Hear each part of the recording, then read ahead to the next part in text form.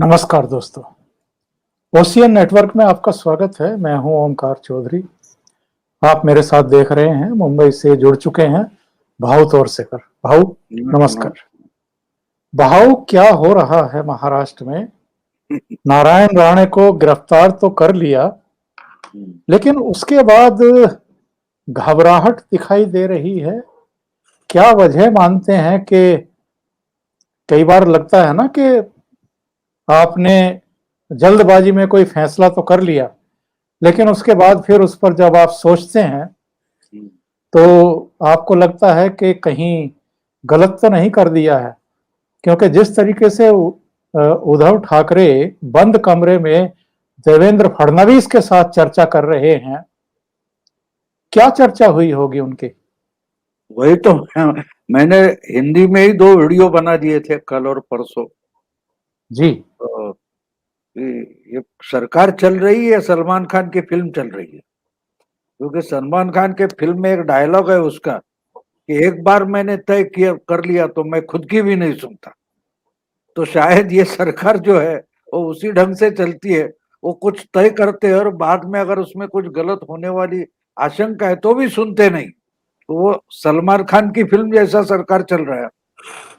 और दूसरी बात, आपने बंद कमरे के उस पर भी मैंने एक वीडियो कर दिया कि ये उद्धव जी बंद कमरे में किसी से बात क्यों करते। जी जी उनकी जी। बड़ी बड़ी तकरार थी कि अमित शाह ने तो बंद कमरे में मान लिया था कि भाई सत्ता आधी आधी करेंगे, आधा चीफ मिनिस्टर भी मिलेगा, और नहीं दिया इसलिए तो अलायंस तोड़कर निकल गए थे। तो कम से कम बीजेपी वालों से बंद कमरे में नहीं बोलना चाहिए। इतना भी सबक इन्होंने कैसे नहीं लिया? क्योंकि नरेंद्र मोदी से बीच में जाकर अकेले में बात कर ली इन्होंने। दोस्तों से अकेले में नहीं बात करते। यानी अजीत पवार है, अशोक चौहान है, उनको बाहर बैठा दिया और नरेंद्र मोदी से जाके बंद कमरे में बात की। अब कल परसों देखिए, ये आरक्षण का मामला था, उस पर सब लोगों की, सब पार्टियों की मीटिंग बुलाई, सब दोस्त नेता बाहर बैठे, दोस्त पार्टी के, और ये जी दुश्मन पार्टी को लेके बंद कमरे में चले गए। तो मेरी समझ में नहीं आता कि जो आप जिनको दुश्मन मानते हैं, जो जबान देते हैं बंद कमरे और पालते नहीं है, तो उनसे बंद कमरे में क्यों बात की जाती है?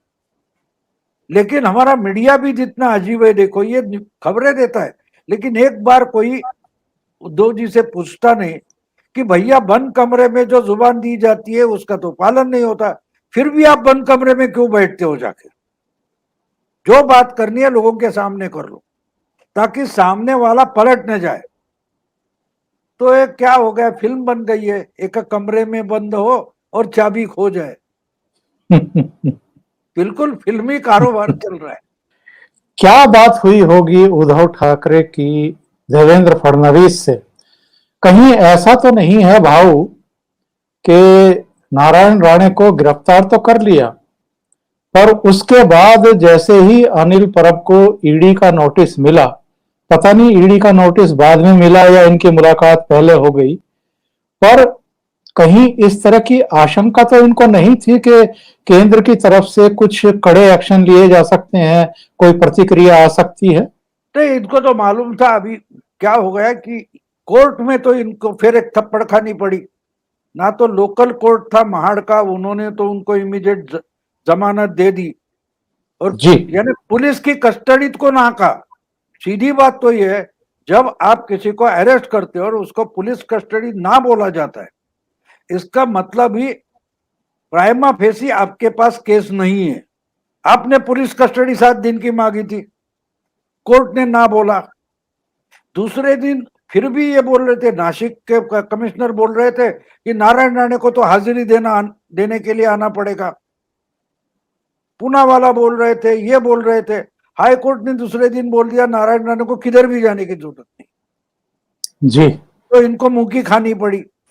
तो उसके बाद पता चल गया कि हमने तो बदले की भावना से सब राजनीति कर लिए। अब अगर मोदी सरकार या बीजेपी बदले की भावना में उतर आई तो क्या करेंगे? इसके लिए फिर बंद कमरे में चले गए। हाँ, उसका खुलासा उद्धव जी से या शिवसेना से, गवर्नमेंट से नहीं आया, लेकिन देवेंद्र फडणवीस से आया। उन्होंने बोल दिया कि नहीं भाई, अंदर भी हमने आरक्षण की बात की। बिल्कुल बिल्कुल वो झूठ बोल रहे, देवेंद्र फडणवीस झूठ बोल रहे कि अगर आरक्षण की बात है तो मीटिंग ही उसके लिए थी, तो जो कुछ बातें करनी थी वो बाकी पार्टियों के लोग बैठे थे उनके सामने हो जाती। जी। तो अलग से गए, इसका मतलब दोस्तों को छोड़कर, दोस्तों पर भरोसा नहीं है, अपोजिशन पर भरोसा है, ये कैसी बात हो गई? मतलब साफ है कि नारायण राणे और उसके रिपरकेशन, उसकी ही चर्चा करने के लिए बंद कमरे में गए थे।